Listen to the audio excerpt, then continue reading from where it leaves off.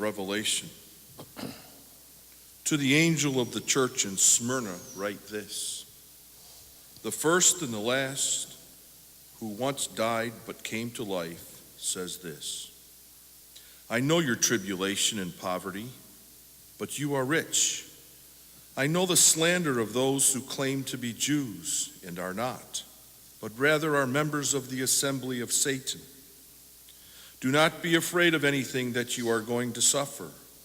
Indeed, the devil will throw some of you into prison, that you may be tested, and you will face an ordeal for 10 days.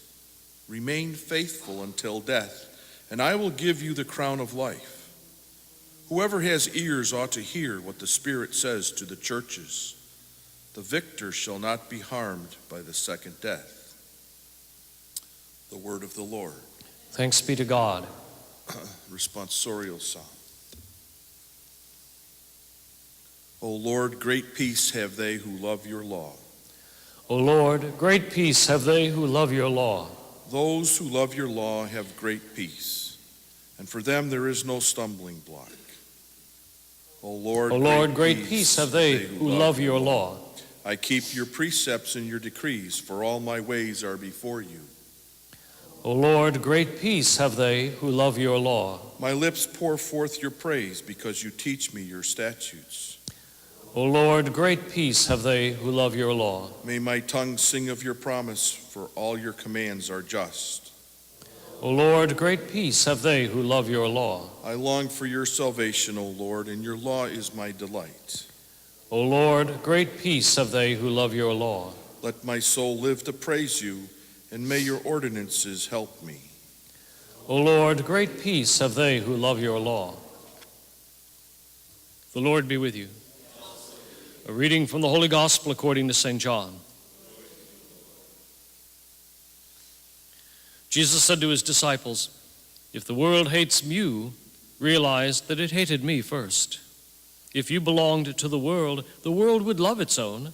But because you do not belong to the world, and I have chosen you out of the world hates you. Remember the word I spoke to you. No slave is greater than his master. If they persecuted me, they will also persecute you. If they kept my word, they will also keep yours. And they will do all these things to you on account of my name, because they do not know the one who sent me. The Gospel of the Lord.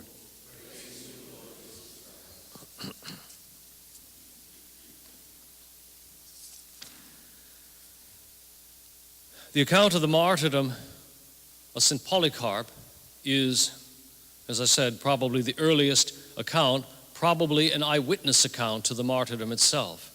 And it's a time of the year, it's a time of the church's history, I should say, when people were regularly being put to trial, put to death for the sake of their faith. This is something that I think for a lot of us here in this country, we can't really comprehend. You know, we can read all the stories. We can read all the stories of the various trials and tribulations that other people have gone through for the sake of their faith, whether it had to do with 16th century England or it had to do with 20th century Nazi Germany or all of these other kind of places that for us, it's distant history. We go back to here, somebody who professes faith in Jesus Christ at age 86 is going to be tied to a stake and burnt.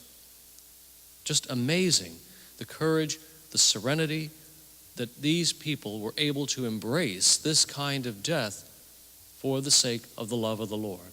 And I think that's why the reading that we have here from the book of Revelation, Polycarp was the bishop of Smyrna, which is why this reading from Revelation is given to us. It reminds us, okay, there will be an ordeal. You are going to be tested, but the victor shall not be harmed by the second death. This is a conviction that utterly and absolutely captured the entirety of the early church, at least in terms of its leadership. Staggering, just staggering. For us, we can see this kind of thing going on today, actually, when we look at the kind of a persecution that has been experienced by Christians in Egypt, in Iraq, the driving out of, whether it's Chaldean Catholics out of Iraq or the Coptic Orthodox believers in Egypt. The problem is deep. in our time now still, but not for us here. And that's the thing. We have a hard time buying into or understanding the need for martyrdom or the capacity to be a martyr. I think very, very often of a scene in A Man for All Seasons where Moore taps himself on the chest and he tells his wife, Alice, this is not the stuff of which martyrs are made. But it was. But it was. What about for us? We never know till we're tested. Thank God that the testing and the witnessing that we experience here is not so dramatic and absolute. But even if it is not, let's ask the Lord to help us to respond to that testing with positiveness, with strength, and with faithfulness. Let us stand and pray.